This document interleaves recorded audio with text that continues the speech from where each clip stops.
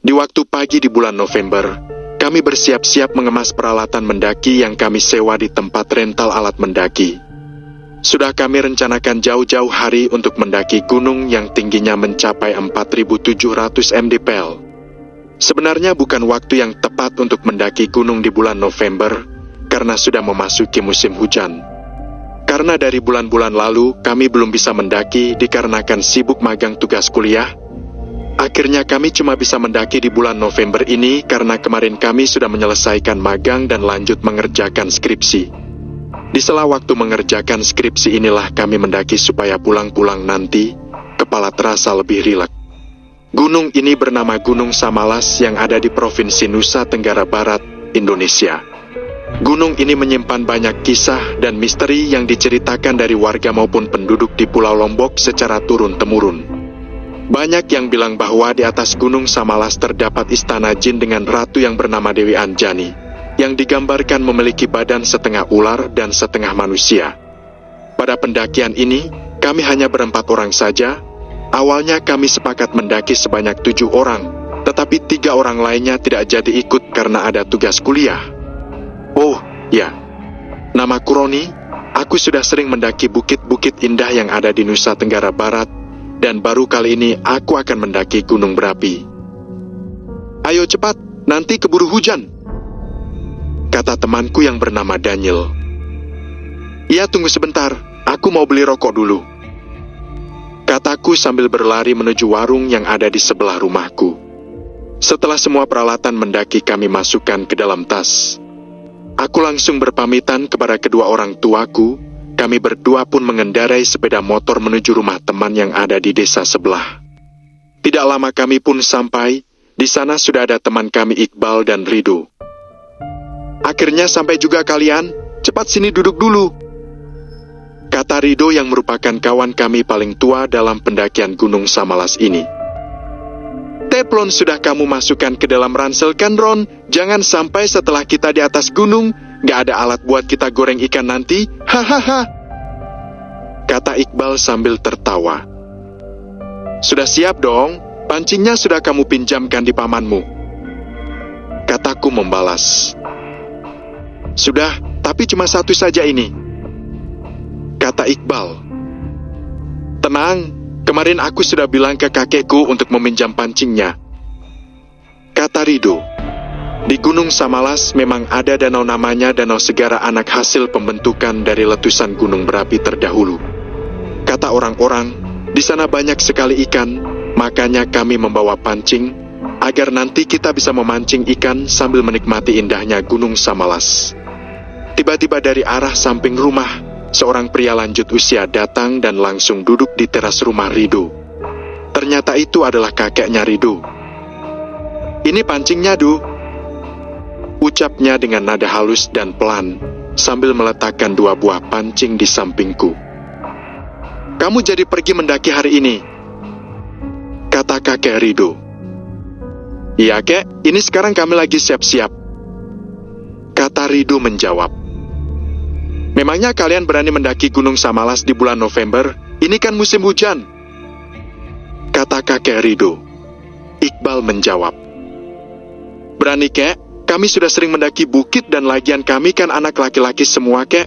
Kami juga sudah membawa jas hujan buat dipakai nanti bila terjadi hujan.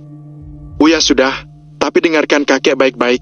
Sebelum kalian masuk kawasan gerbang hutan di jalur pendakian, kalian jangan lupa ucapkan salam dan meludah sebanyak 3 kali, kata kakek. Lah, emang kenapa, kek? Kataku dengan ekspresi bingung. Lakukan saja, nak. Dan jangan lupa kalian bawa 3 biji bawang putih di saku celana kalian masing-masing. Aku pun semakin bingung dengan perkataan kakeknya Rido. Kami berempat saling memandang dengan kebingungan. Baik, kek, kami akan membawa apa yang kakek suruh, kata Rido. Baiklah, kalau begitu kakek mau ke sawah dulu ya, mau ngarit rumput buat makanan sapi, kata kakek. Uya ingat juga, jangan pernah kalian berkata kotor selama kalian berada di gunung. Ingatlah tujuan kalian mendaki gunung untuk menikmati keindahan alam. Beliau pun pergi meninggalkan teras rumah Rido. Apa sih yang kakekmu maksud? kata Daniel sambil menatap Rido. Padahal kan tinggal jalan saja, tanpa ribet bawa-bawa bawang putih segala. Mungkin kakekmu mengingatkan kita agar membawa bawang putih lebih supaya ketika kita membuat bumbu untuk ikan yang kita pancing, tidak kekurangan kan? Hahaha. Kata Daniel sambil tertawa terbahak-bahak. Sutuh, jangan bilang begitu Nil. Mungkin kakeknya Rido bilang begitu karena kan Gunung Samalas terkenal angker. Setahuku juga bawang putih memang penanggal jin atau makhluk gaib. Kataku membalas. Sudah-sudah, ayo packing ulang. Cek lagi barang-barang yang belum ada. Oh ya, aku ambil bawang putih dulu ya di dapur. Kata Rido. Tak lama kemudian, suara motor dengan knalpot brong terdengar dari kejauhan dan mendekat ke arah rumah Rido. Ternyata itu Panji, teman sekelasku waktu SMA yang rumahnya satu kampung dengan Rido. Brum-brum. Dia semakin menggeber motornya. Siit suara rem motornya terdengar. Rido keluar dengan membawa bawang putih di tangannya. Panji. Woi kalian, mau kemana nih? Katanya dengan nada tinggi. Rido. Kita mau mendaki nih. Panji. Wah Roni, kamu juga ikut ya? Aku. Iya nih, refreshing dulu lah. Capek urus skripsi mulu. Panji. Aku ikut ya? Boleh ya? Boleh. Dengan nada memohon. Rido. Lah kamu telat. Kita udah mau berangkat nih. Lagian juga kamu belum ada persiapan kan? Panji.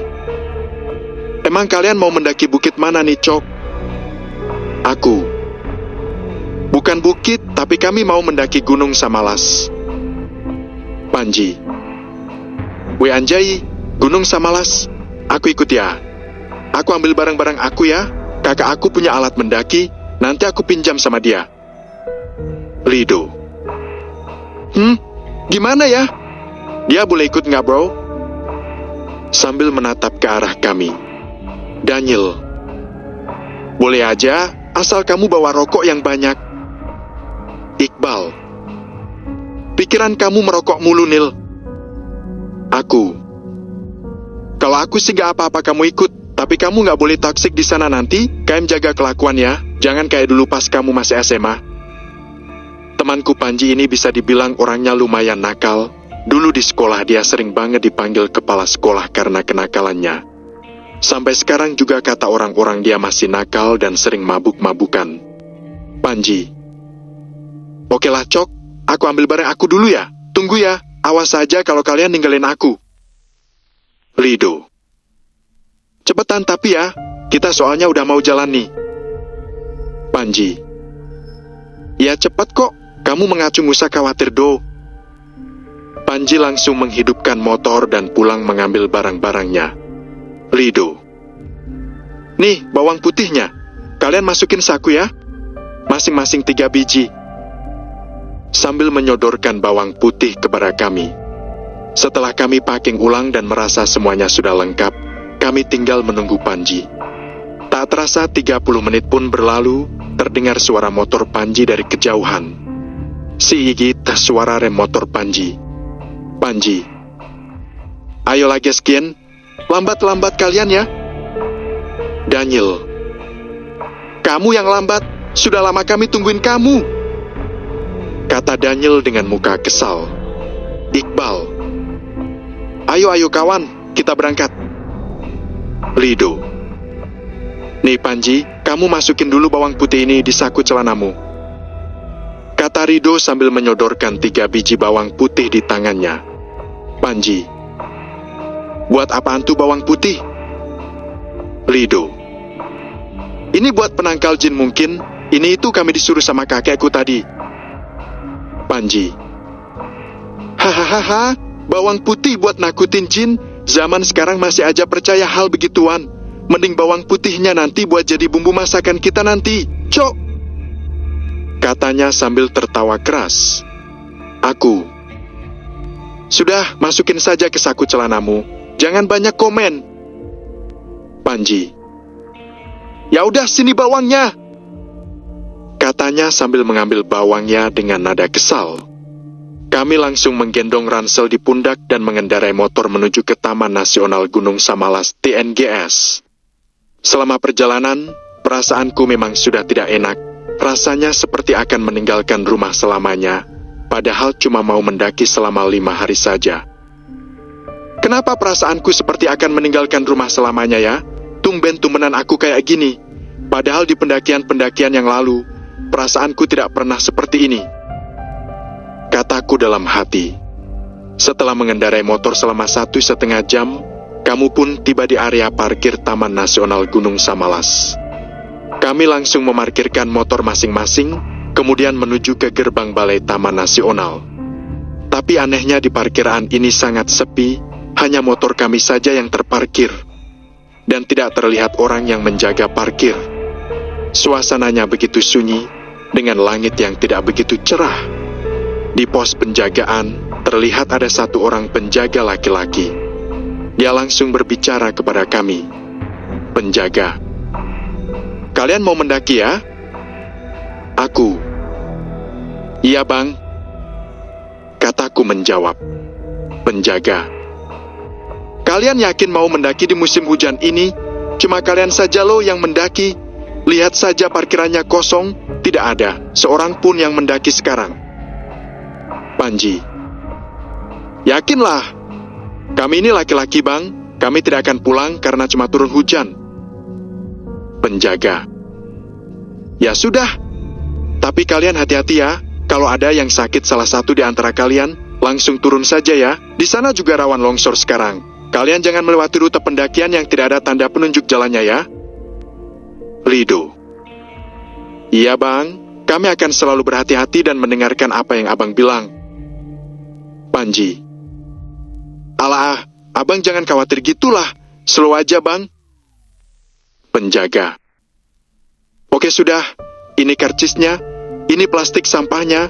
Nanti kalau kalian sudah turun, kalian wajib membawa kembali sampah bekas makanan kalian ya. Kemudian kalian tulis nama kalian di buku ini. Kemudian tanda tangan ya. Sambil menyodorkan 2 buah kantong plastik sampah besar dan sebuah buku jurnal. Setelah kami melakukan registrasi, kami langsung menggendong ransel masing-masing di pundak. Aku melihat jam tanganku, sudah jam 10:13. Dan itu menjadi waktu start pendakian kami di Gunung Samalas. Perjalanan mendaki menuju pos ketiga. Kami start mendaki dari gerbang balai Taman Nasional Gunung Samalas pada jam 10:13 WITA. Di awal pendakian kami langsung disuguhi dengan pemandangan rumput savana yang hijau dan luas. Sejauh mata memandang akan terlihat padang rumput hijau. Maklum dengan waktu pendakian kita di musim hujan, tentu rumput-rumput akan berwarna hijau karena pertumbuhan daunnya yang muda. Tak lama kemudian kami melihat papan tanda yang menunjukkan pos 1 tinggal 1 kilometer lagi. Kami pun mempercepat langkah kaki agar nanti bisa makan siang di pos pertama. Setelah berjalan sekitar 1 jam, kami pun tiba di pos 1. Kami sampai di pos 1 jam 12:47 WITA. Kami langsung beristirahat. Di sana terdapat satu pondok yang terbuat dari kayu. Di pos 1 ini kami masih berada di kawasan savana, belum masuk ke trek hutan. Panji. Minta rokoknya dulu cuk. Katanya sambil menatap ke arahku. Aku. Lah, emang kamu gak bawa rokok tadi dari rumah? Daniel. Mendaki elit, bawa rokok sulit.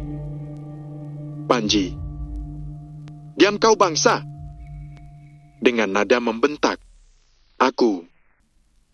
Sudah-sudah, nih rokoknya. Aku sambil menyodorkan rokok. Kami pun beristirahat sambil merokok dan makan siang di pos pertama. Uya, kami juga sudah membawa nasi bungkus dari rumah. Memang disengaja agar bisa makan siang di perjalanan sebelum malam tiba. Setelah selesai makan dan istirahat beberapa saat, kami pun melanjutkan perjalanan. Terlihat papan petunjuk untuk jarak ke pos 2 sekitar 3 km. Mungkin kita akan sampai di pos 3 ini pada sore hari. Kami segera bergegas dengan tanah yang agak basah karena disiram air hujan mungkin di malam kemarin.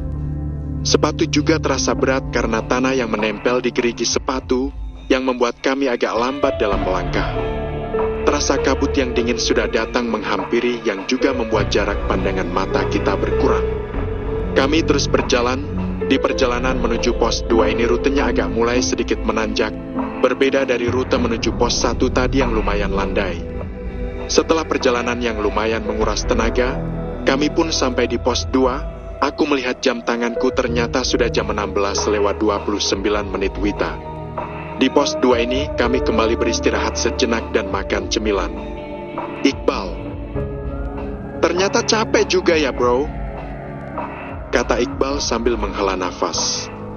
Lido, iya sih, namanya juga mendaki gunung kan, ya wajar melelahkan. Panji, dasar lemah kau, hahaha, kata Panji sambil tertawa meledek Iqbal. Iqbal, sialan, awas aja kamu nanti mengeluh ya. Dengan nada geram. Panji, oke, kita buktikan saja nanti ya. Aku ini penunggu di gunung ini. Ahahaha. Dengan nada tertawa. Dengan perkataan Panji tersebut, langsung seketika angin berhembus dari arah atas gunung menuju ke arah kami, yang terasa sampai menembus jaket parasut kami. Sontak saja Rido langsung menegur Panji. Lido, weh kamu jangan bilang kayak gitu. Kamu ada-ada saja.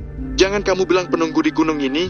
Kamu gak ingat apa yang kami suruh tadi supaya kamu jangan berkata aneh-aneh di gunung ini. Panji, memangnya kenapa anjir? Memangnya siapa yang punya gunung ini? Memangnya ada orang yang tinggal di sini? Gak ada kan? Iqbal, kamu kalau dibilangin jangan ya jangan sampai gara-gara kamu kita menjadi dapat masalah di sini, kata Iqbal dengan nada marah. Panji, bilang aja kalian penakut kan? Daniel, sudahlah, jangan dibahas lagi. Aku, ya sudah kita lanjutkan perjalanan lagi, supaya nanti kita bisa membuat tenda di pos 3. Lido, ya udah, senternya kalian keluarkan masing-masing ya. Kamu gak lupa bawa senter kan Panji? Kata Rido bertanya kepada Panji. Panji, anjir, kok kalian gak bilang kalau mesti bawa senter? Daniel, lah, tadi kan kamu bilang alat pendakian kamu punya di kakak kamu. Masa tidak ada senter? Gimana sih? Panji, iya memang lengkap. Kayaknya aku lupa masukin tadi. Aku, kamu pasti mikirnya mendaki gunung ini sama seperti mendaki bukit yang jalannya cuma di siang hari. Lido, ya sudah, kalau begitu kamu jalan dekat sama aku aja Panji. Ki, kami kembali berdiri dan menaikkan ransel di punggung kami. Setelah berjalan kembali, tiba-tiba kami sudah memasuki kawasan hutan yang tadinya savana yang luas, karena kabut yang membuat kami tidak sadar kalau kami sudah memasuki kawasan hutan. Terdengar suara serangga-serangga hutan pun ramai berbunyi. Kami berhenti sejenak. Aku melihat jam, ternyata sudah memasuki jam 19:03 Wita. Lido, oh ya, kita sudah lewat gak tadi di gerbang memasuki hutan ini? Iqbal, harusnya sih sudah lewat dong. Kan kita sudah memasuki hutannya ini. Aku, iya sih, tapi kok gak terlihat ya tadi? Pas kita jalan tadi juga ini tiba-tiba kita UDH memasuki kawasan hutan. Panji, kita mungkin belum lewat Cok. Ini mungkin hutan yang kecil. Mungkin jarak beberapa meter lagi kita keluar dari hutan ini. Lido, ada benarnya juga sih. Ayolah jalan lagi biar cepat kita bangun tenda nanti. Aku udah ngantuk nih, pengen cepet-cepet tidur. Panji, emang ada apa sih di gerbang hutan yang kalian maksud? Mana ada yang namanya gerbang hutan? Aku, gerbang hutan yang dimaksud itu tempat pertama kali kita memasuki hutan di jalur pendakian ini. Tapi kita gak lihat apa-apa kan tadi. Tiba-tiba saja kita masuk area hutan. Apa kalian gak ada yang nyadar? Iqbal, apa kita benar-benar sudah lewat nih? Apa kita balik aja dulu buat mengucap salam seperti apa yang kakekmu bilang ho? Panji, kamu gila mau balik? Ini sudah setengah perjalanan Cok. Bentar lagi kita sampai kok pos 3. Lagian ya, gerbang hutan yang kalian maksud itu ada di depan. Ini itu cuman hutan kecil. Daniel. Ya juga sih, kalau kita balik juga akan menyita banyak waktu. Ayo kita jalan aja lah. Kami berjalan kembali, dan tiba-tiba terasa air menetes dari dedauan di atas pohon, dan ternyata hujan gerimis. Kami mempercepat langkah agar segera sampai di pos 3, dan setelah berjalan terus-menerus, akhirnya kami sampai di pos 3. Di sana juga terdapat pondok yang terbuat dari kayu dan menggunakan atap dari rumput ilalang. Terlihat juga tulisan Welcome to Pos 3. Hati kami pun merasa lega, dan kami langsung membangun tenda di sana. Aku melihat jam menunjukkan jam 22:08 WITA. Setelah tenda kami dibangun, kami langsung memasak mie instan yang dicampur dengan telur rebus yang sudah kami rebus duluan di rumah. Kami menikmati makan malam dengan lahap, karena kami juga sangat lapar setelah perjalanan yang melelahkan ditambah dengan dinginnya Gunung Samalas. Untung saja setelah kami sampai di pos 3 ini, hujannya sudah reda. Setelah makan, kami pun melanjutkan tidur. Oh ya, di sini kita memakai 2 tenda. Satu tenda isi 3 orang, yaitu aku, Daniel dan Iqbal. Sedangkan tenda yang satunya lagi diisi Panji dan Rido. Jadi malam itu kami bermalam di pos 3 dan akan melanjutkan perjalanan besok pagi.